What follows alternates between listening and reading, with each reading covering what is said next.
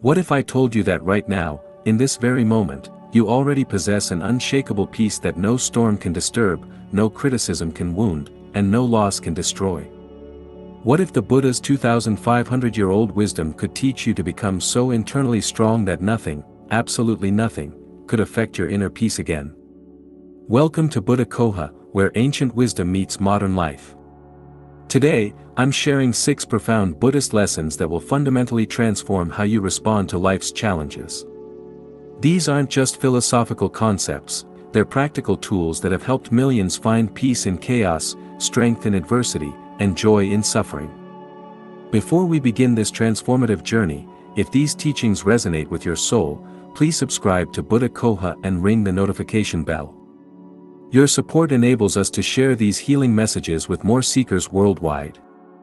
Part 1: The Bamboo That Wouldn't Break, A Story of Inner Resilience. In the mountains of ancient China, a Buddhist master named Wei lived. One day, a wealthy merchant came to him, face red with anger, hands trembling with rage. "Master," he shouted. "My business partner has betrayed me. He stole everything, my money, my reputation, and even turned my own family against me. Tell me, how can I destroy him as he has destroyed me?" Master Wei led the merchant outside to a grove of bamboo swaying in the fierce mountain wind. Some trees nearby had fallen, their rigid trunks snapped by the storm. But the bamboo bent gracefully, almost touching the ground, yet never breaking. "Watch carefully," said Wei. "The storm attacks the bamboo with the same fury it attacks the oak. But which one breaks?" The merchant watched as the bamboo bent impossibly low, then sprang back up when the wind paused. "The bamboo survives not because the storm is weaker against it," Wei explained, "but because it has learned the secret of inner flexibility. It bends but doesn't break. It yields but doesn't surrender. Your partner's actions are like this wind, they can only break you if you remain rigid in your response." Let me tell you about Sarah, a 34-year-old marketing manager from New York. Last year, she discovered that her colleague, whom she'd mentored for 2 years, had been secretly undermining her to management, taking credit for her ideas, and spreading rumors about her competence. Sarah's first instinct was rage. She spent sleepless nights plotting revenge, crafting emails that would expose him, imagining confrontations where she would humiliate him publicly. The anger consumed her. She couldn't eat. She couldn't focus. Her health began deteriorating. Then, during a particular night, she remembered a meditation app she'd downloaded months ago but never used. Desperate for peace, she pressed play on a guided Buddhist meditation about response versus reaction. The meditation asked, "Who is suffering from your anger right now? Your enemy sleeps peacefully while you burn in your fury." It hit her like lightning. Sarah began practicing what Buddhism calls mindful response. Instead of reacting from emotion, she learned to, first, pause. When she heard her colleague's latest lie, instead of immediately firing back, she took 3 deep breaths. The Buddha taught, in the moment between stimulus and response lies your freedom. Second, observe. She watched her anger rise like a wave, peak, and then, surprisingly, begin to fade. She noticed her body's tension, her mind's stories, without judgment. Third, choose. From this space of awareness, Sarah chose her response. She documented everything professionally, spoke to HR with calm clarity, and most importantly, refused to let his actions poison her inner well of peace. Within 3 months, the colleague's deceptions were exposed through his own mistakes. Sarah didn't have to lift a finger in revenge. But more importantly, she had discovered something invaluable: the power to remain unshaken regardless of external storms. The Buddha said, "Hatred is never appeased by hatred in this world. By non-hatred alone is hatred appeased. This is a law eternal." Part 2: Every person as your teacher, the hidden gift in difficult people. There's a famous Zen story about a monastery where the monks lived in perfect harmony, except for one. Brother Chen was impossible. He complained about the food, criticized everyone's meditation practice, and created drama wherever he went. The younger monks begged the abbot to send Chen away. "He disturbs our peace," they protested. The wise abbot smiled. "If I send Chen away, who will teach you patience? Who will show you where your peace is still fragile? Who will reveal the places where your compassion needs to grow?" Years later, when Chen finally left the monastery, the monks realized something profound had happened. They had become unshakable. No difficult person could disturb them anymore because Chen had been their greatest teacher. The difficult boss becomes the greatest guru. Michael, a software developer from Seattle, had a boss who seemed determined to make his life miserable. James criticized everything, took credit for Michael's work, and had explosive temper tantrums that left the entire team walking on eggshells. For 2 years, Michael suffered. He developed anxiety, started taking antidepressants, and seriously considered leaving tech altogether. Then, his therapist, who practiced Buddhist psychology, offered him a radical reframe. "What if James isn't your tormentor, but your teacher? What is he here to teach you?" Michael resisted at first. How could this tyrant teach him anything except misery? But he began observing James differently. He noticed that James's outbursts came from deep insecurity. His criticism stemmed from fear of his inadequacy. His need for credit revealed a profound inner emptiness. Michael began what Buddhists call sacred observation, seeing every difficult person as a teacher in disguise. When James criticized, Michael learned to separate his work from his worth. He realized, "I am not my code. I am not my performance review. I am the awareness observing all of this." When James took credit, Michael discovered the freedom of non-attachment. The Buddha taught, "Do your work, then step back." The only path to serenity.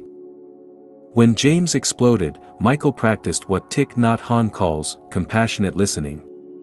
He heard the pain beneath the anger, the fear beneath the aggression. Something miraculous happened. As Michael changed his response, James began to change, too. The criticisms became less frequent. The outbursts softened. One day, James apologized, something no one had ever seen before. But here's the real transformation: even if James hadn't changed, Michael had become free. He'd learned that no one could disturb his peace without his permission. As the Buddha taught, in separateness lies the world's greatest misery, in compassion lies the world's true strength. Part 3, The Art of Acceptance, Dancing with What Is. An old Buddhist parable tells of a farmer whose horse ran away. His neighbors said, "What terrible luck." The farmer replied, "Maybe." The next day, the horse returned with 3 wild horses. The neighbors exclaimed, "What wonderful luck." The farmer said, "Maybe." His son tried to ride one wild horse and broke his leg. "What awful luck," cried the neighbors.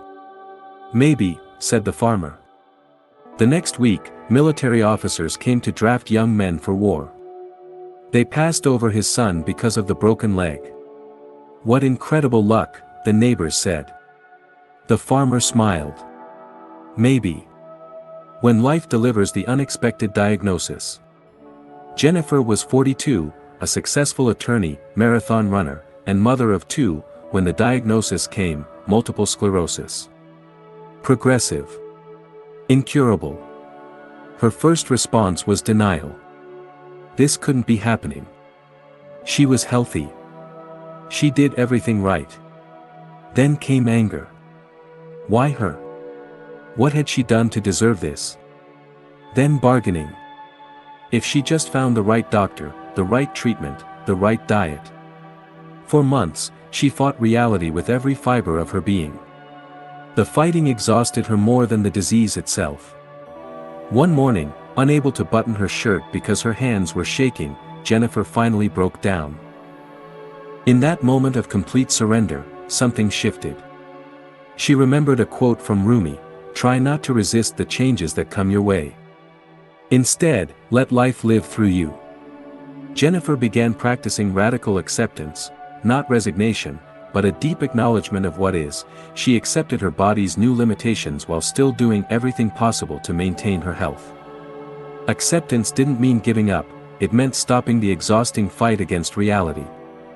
She accepted the uncertainty of her future while still planning wisely. The Buddha taught, the root of suffering is attachment to how we think things should be. She accepted her emotions, the fear, grief, and anger, without letting them define her. She learned to say, fear is here, but I am not fear. Sadness visits, but I am not sadness. As Jennifer practiced acceptance, unexpected gifts emerged. She became deeply present, savoring moments she'd previously rushed through. Her relationships deepened as she allowed herself to be vulnerable. She discovered the strength she never knew she had. Most surprisingly, she found a peace that her pre-diagnosis life, with all its achievements, had never provided. The Buddha said, pain is certain, suffering is optional. Jennifer still experienced pain, but she'd learned to stop creating additional suffering through resistance. If these teachings are touching your heart, please take a moment to subscribe to Buddha Coha and share this video with someone who needs these words today. Your simple act of sharing could be the light that guides someone out of their darkness. Let's continue. Part 4, Gratitude as Medicine, the practice that transforms everything. The monk's single bowl. A young monk complained to his master about the monastery's poor conditions. They had little food, thin blankets, and hard beds. The master gave him a task: for 1 month, eat from a cracked bowl that leaks. Sleep without a blanket. Have only water for 1 meal each day. The young monk suffered terribly for that month.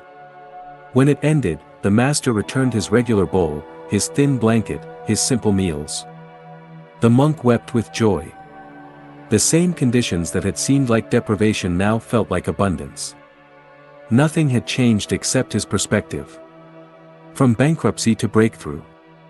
David had it all: a successful business, a beautiful home, investments, and respect in his community. Then 2008 happened.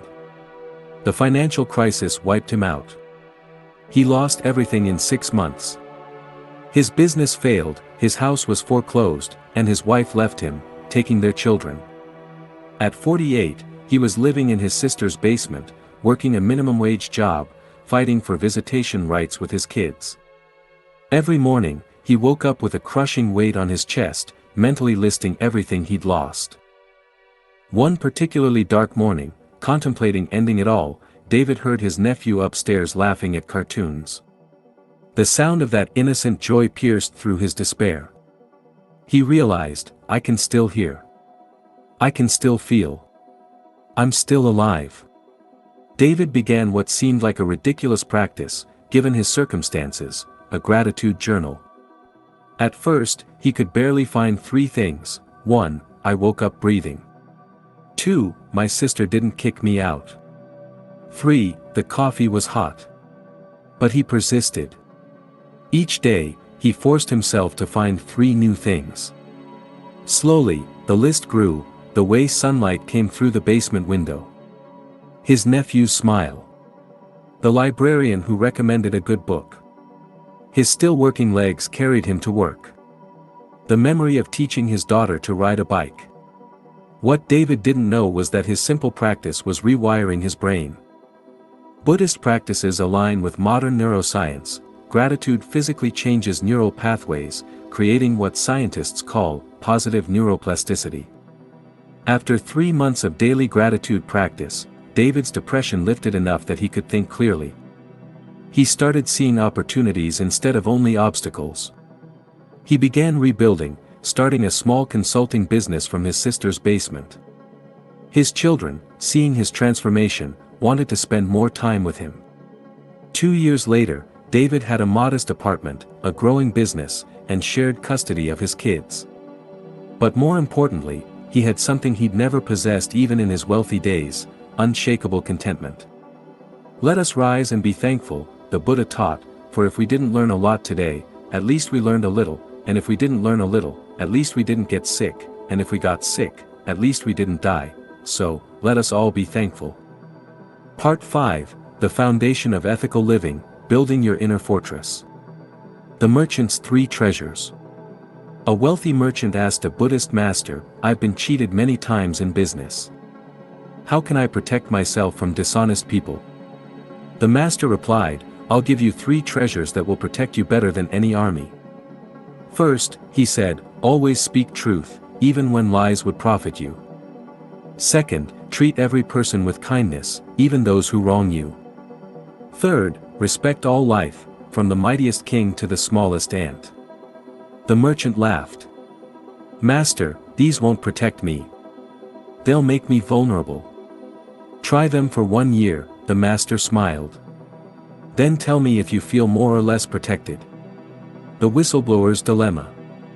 Rachel worked at a pharmaceutical company when she discovered they were knowingly selling contaminated medicine to developing countries. The medicine wouldn't kill anyone, but it was less effective, meaning people wouldn't get fully well.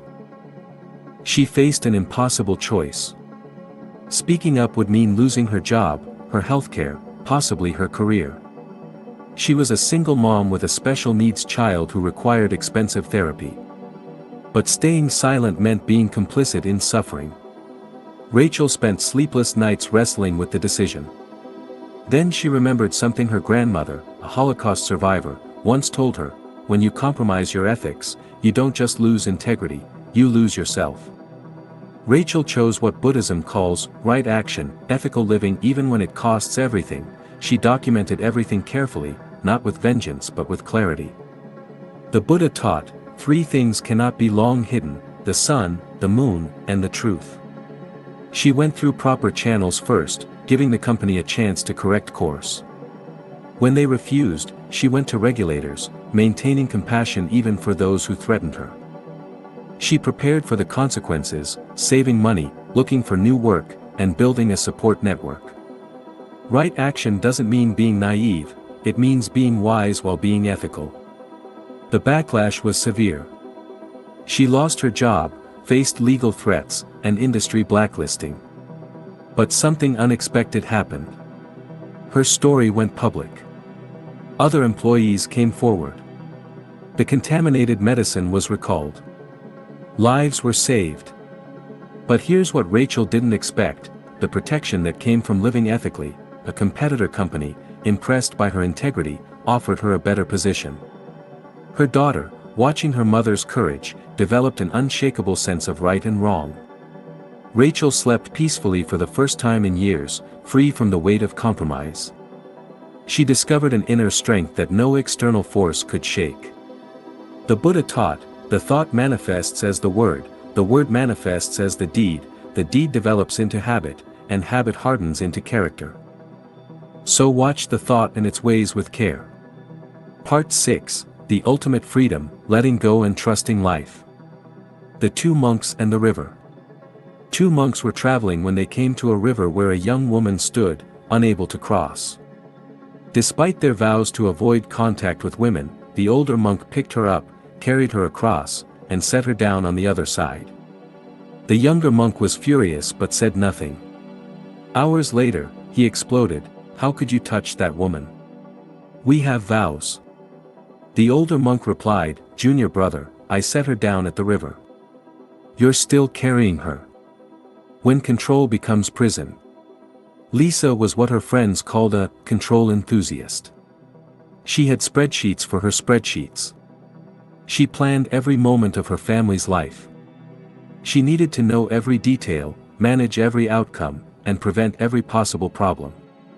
Then her husband was diagnosed with early-onset Alzheimer's at 52. Lisa went into overdrive. She researched every treatment, scheduled appointments with specialists worldwide, created detailed care plans, and tried to control the uncontrollable. She was determined to beat this through sheer force of will and organization. But Alzheimer's doesn't care about spreadsheets. As her husband's condition worsened despite her efforts, Lisa's need for control became a prison. She couldn't sleep, couldn't eat, couldn't stop trying to manage what couldn't be managed. Her children begged her to get help. At her breaking point, Lisa attended a Buddhist meditation retreat, desperate for anything that might help. There, she learned about what Buddhists call surrendering to the river, letting go and trusting life's flow. The teacher shared, "You're standing in a river, trying to stop its flow with your bare hands. The water simply goes around you while you exhaust yourself. What if instead, you learn to flow with the river?" Lisa began practicing letting go in small ways. She released the illusion of control, accepting that she couldn't cure her husband but could love him through each stage. The Buddha taught, of all the footprints, that of the elephant is supreme. Similarly, of all meditative themes, that on death is supreme. She stopped trying to prevent every problem, instead trusting her ability to handle whatever came. She learned the difference between preparation and anxiety. She surrendered to the present moment, finding unexpected sweetness even in difficulty. Her husband might not remember her name, but he still smiled when she sang their wedding song. As Lisa practiced letting go, profound changes occurred. Her anxiety decreased even as circumstances worsened. She found joy in unexpected moments, her husband's laugh, a shared sunset, a gentle touch. Their children, seeing her peace, found their strength. She discovered that letting go didn't mean giving up, it meant giving over to something greater than her small self. One evening, her husband, in a rare moment of clarity, took her hand and said, "Thank you for letting me go with love instead of holding on with fear." Lisa realized that in letting go, she hadn't lost control, she'd found freedom. As Ajahn Chah taught, if you let go a little, you will have a little peace. If you let go a lot, you will have a lot of peace. If you let go completely, you will have complete peace. The 6 pillars of unshakable peace. Bringing it all together. These 6 lessons aren't separate practices, they're interwoven threads creating an unbreakable fabric of inner peace. 1. Inner resilience through mindful response. Like bamboo in the storm, we bend but don't break. 2. Seeing others as teachers. Every difficult person becomes a guru in disguise. 3. Radical acceptance. Dancing with what is instead of fighting what should be. 4. Gratitude as medicine. Transforming perspective from scarcity to abundance. 5. Ethical living. Building an inner fortress through right action. 6. Letting go. Finding freedom through surrender. Your daily practice blueprint. Morning foundation. 10 minutes, 3 minutes of mindful breathing. 3 minutes of gratitude listing. 4 minutes setting ethical intentions for the day. Midday reset. 5 minutes when challenges arise, pause and ask, what is this teaching me? Practice the sacred pause before responding. 1 minute of acceptance meditation. This is what's here now. Evening integration. 10 minutes review where you maintained peace despite provocation. Acknowledge where you lost balance without judgment. Practice letting go of the day's accumulations. The ripple effect. When you embody these teachings, something miraculous happens. Your peace becomes contagious. Your family feels it. Your colleagues sense it. Strangers are mysteriously calmed by your presence. You become what Buddhism calls a peace warrior, someone whose very existence reminds others that there's another way to live. Final wisdom, the Buddha's ultimate teaching. Before his death, the Buddha gathered his disciples. They asked, "Master, what is your most important teaching?" He replied, "All conditioned things are impermanent. When one sees this with wisdom, one turns away from suffering. Work out your salvation with diligence." This is the ultimate lesson. Nothing external is permanent, not praise, not criticism, not gain, not loss. But your inner peace, once truly established, becomes an unshakable refuge that no storm can destroy. You now hold 6 keys to unshakable peace. But knowledge without practice is like a prescription never filled. The medicine can't heal you sitting in the bottle. Start small. Choose one lesson that resonated most deeply. Practice it for 1 week. Watch how your life begins to shift. Then add another. And another. Remember Sarah, who learned to respond instead of react. She now teaches mindfulness to other betrayed employees. Remember Michael, whose terrible boss became his teacher. He's now a leader known for his unshakable calm. Remember Jennifer, who found grace through acceptance. She's become an inspiration to thousands facing chronic illness. Remember David, whose gratitude practice lifted him from bankruptcy to breakthrough. He now runs workshops on resilience.